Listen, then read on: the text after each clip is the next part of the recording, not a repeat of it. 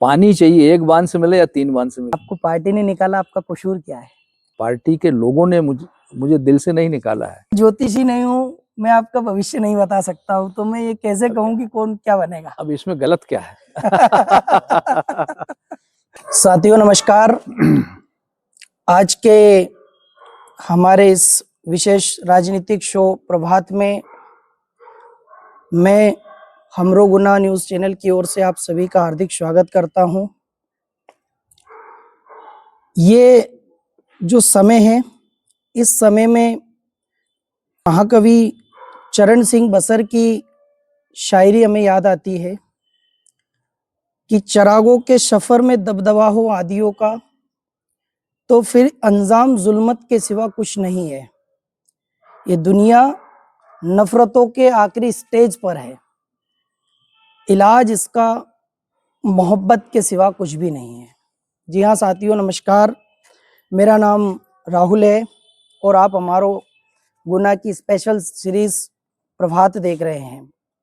आज हमारे इस विशेष शो में जहां हम सत्ता के दावेदारों से और सत्ताधीशों से पूछते हैं उनके हिस्से के सवाल, इसी कड़ी में आज हमारे साथ हैं मध्य प्रदेश के पूर्व मुख्यमंत्री के छोटे भाई और राजगढ़ से पूर्व सांसद, पूर्व चाचौड़ा विधायक, पूर्व राधौगढ़ विधायक, वर्तमान में समाज सेवी और अत्यंत लोकप्रिय, जिन्हें क्षेत्रीय जनता इनके समर्थक छोटे राजा साहब के नाम से भी जानते हैं। मैं हमरो गुना न्यूज पर माननीय राजा साहब का बहुत बहुत स्वागत करता हूं। धन्यवाद राहुल जी। मैं समाज सेवी तो शुरू से रहा हूँ, ये चुनाव लड़ना और जीतना ये तो बात की बात थी। धन्यवाद। तो समाज सेवी ही आप कहें तो उचित हो। साहब का परिचय मैंने आपको बताया है। साहब एक लंबे समय से चर्चाओं में रहे हैं, या हम यूं कहें कि साहब का विवादों के साथ हमेशा से नाता रहा है। जहां इनकी छोटी छोटी टिप्पणियां, इनके द्वारा किए हुए ट्वीट, इनके द्वारा भेजे हुए संदेश हमेशा ही मध्य प्रदेश की राजनीति में विरोधियों को, चिंगारियों को भड़काने के लिए पर्याप्त रहे हैं। आइए हम शुरुआत करते हैं। और साहब सबसे पहला तो मैं आपसे एक निवेदन ये जानना चाहता हूं कि हम आपको किस नाम से बुलाएं? लक्ष्मण सिंह पर्याप्त है जी, तो लक्ष्मण सिंह जी से आइए हम चर्चाएं शुरू करते हैं। धन्यवाद। सर सबसे पहले जो ताजा मामला हमारे मध्य प्रदेश के अंदर अत्यंत चर्चाओं में भी बना हुआ है, चर्चा का विषय है चाचौड़ा का वो डैम, जिसकी घोषणा 25 जुलाई 2025 को तत्कालीन घोषणा की थी, जिसके अंतर्गत उन्होंने उसका नाम दिया था ERCP, eastern Rajasthan canal project. लगभग 5138 करोड़ से बनने वाला ये डैम आधारशिला से ही चर्चाओं का विषय रहा है। आपका मत साहब? देखिए, ये योजना बहुत पुरानी है और इसमें 2-3 बांध बनने का प्रस्ताव रहा है शुरू से। मैं सांसद था तब से यह योजना है। उस समय अटल जी प्रधानमंत्री थे और ये योजना उन्हीं की देन है।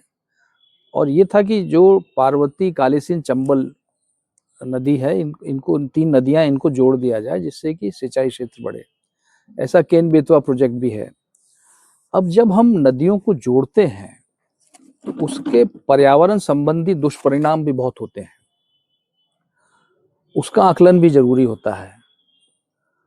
और उस समय जो सर्वे हुआ था तो इसमें कम से कम 3 बांध बनने प्रस्तावित थे, एक पार्वती पे, एक कालीसिंध पे, एक चंबल में।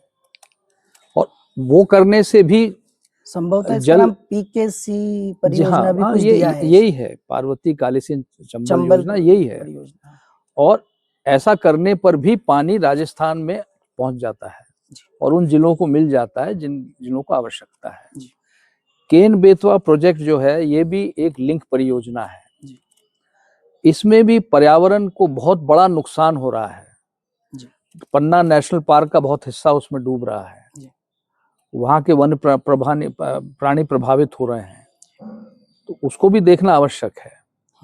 केवल राजनीतिक दृष्टि से एकदम शिलान्यास करना और उसमें केंद्र की स्वीकृति के बिना करना, पर्यावरण के क्या दुष्परिणाम हो सकते हैं। ये एक बांध जो बन रहा है, इससे पर्यावरण को बहुत नुकसान होना है, हजारों लोग बेदखल होने हैं, कई गांव डूबने हैं। तो इसलिए आवश्यक है कि जो पहले से जो 3 बांध प्रस्तावित थे पीकेसी योजना में, उस हिसाब से आप चलिए। आपको क्या आवश्यकता है और ताबड़तोड़ शिलान्यास करने की? न किसी को विश्वास में लेने की आवश्यकता आपने महसूस की। और मैं विधायक रहा हूँ चाचौड़ा का, उस समय इसकी कोई चर्चा नहीं थी जी। ये पिछले 6 महीने साल भर के अंदर पता नहीं इतना जल्दी सर्वे हो गया, और सर्वे भी ऐसा हुआ कि किसी से पूछा नहीं, किसी को पता ही नहीं चला कि कब सर्वे हो गया। वहीं बैठ के अधिकारियों ने सर्वे कर लिया और आज ये ऐसी स्थिति बना के खड़ी कर दी। मैंने क्षेत्रीय इंजीनियर से भी बात की थी, उनका कहना है कि हमने सर्वे करवाया है और डिजिटल करवाया है इसका, एक उन्होंने बताया ऐसा हमें, जो स्टेटमेंट रहा है उनका। भाई डिजिटल सर्वे भी करिए और स्पॉट सर्वे भी करिए जी। अरे भाई, आप आज भी खरंजा बनाते हैं गांव में, पुल बनाते हैं सड़क पर, तो उसका स्पॉट सर्वे होता है कि नहीं होता है? इतना बड़ा नेशनल हाईवे बनाया आपने, तो स्पॉट सर्वे करके बनाया ना, कि डिजिटल करके बना दिया? हर किसी के घर में से, हर किसी के खेत में से हाईवे निकाल दिया। वो तो डिजिटल तो वही होता है ना, सीधा क्या है। तो उसमें आपने जब सड़क बनाने में, आज खरंजा बनाने में, नाली बनाने में आप सर्वे करते हैं, स्पॉट सर्वे होता है, तो इतने बड़े बांध में आपने स्पॉट सर्वे क्यों नहीं किया? और ये आप डरा धमका कर क्या हासिल करना चाहते हैं? ये बहुत गलत है। ये तो इसका बिल्कुल विस्तृत सर्वे करिए और इसकी स्वीकृति केंद्र से हो, तब जाके ये शिलान्यास करिए। तो शिलान्यास अवैध है, इसके खिलाफ कोर्ट में जब किसान जाएंगे तो कोर्ट अवश्य उनके साथ न्याय करेगा। लक्ष्मण सिंह जी, हमने इस डैम को लेकर के ऑन कैमरा जो स्टेटमेंट सुने हैं, एक हमारे पूर्व विधायक श्रीमती ममता जी मीणा का कहना है कि मेरे होते हुए किसान भाइयों की जमीन को मैं डूबने नहीं दूंगी, और दूसरी तरफ वर्तमान विधायक प्रियंका मीणा पेची जी का एक वीडियो वायरल हुआ था अभी सोशल मीडिया पर, जिसमें उन्होंने कहा है कि आप किसी भी प्रकार के भ्रम में ना आए, सिंचित रकबा बढ़ा दिया जाएगा, 97,500 हेक्टेयर जमीन इसमें सिंचित होगी, और डैम में एक ही बनाऊंगी, दीतलवाड़ा पे ही बनाऊंगी। चूंकि आपके भतीजे और वर्तमान राधौगढ़ विधायक साहब का भी ये कहना है कि डैम एक ही बनेगा, लेकिन वो मेरे होते हुए दीतलवाड़ा को मैं नहीं डूबने दूंगा। ये ऑन स्टेटमेंट कैमरा में दिए इन लोगों ने, तीनों ने। आपकी इन पे क्या राय है? देखिए, डैम न प्रियंका जी बनाएंगी न जयवर्धन बनाएंगे, तो उनको इस विवाद में नहीं पड़ना चाहिए। डैम जो बनाएंगे उनको पुनर्विचार करने की आवश्यकता है, और इनको भी वही कहना चाहिए जो सब कह रहे हैं कि इसका एक पुनः सर्वेक्षण हो जी, और जो पुराना सर्वेक्षण हुआ था जिसमें 3 बांध बनने थे, उस हिसाब से बने हैं। तो ये इनको कहना चाहिए, और साहब इसमें इस तरह की बातें इनको नहीं करना चाहिए। दोनों विधायक हैं और उनको इस बात को समझना चाहिए।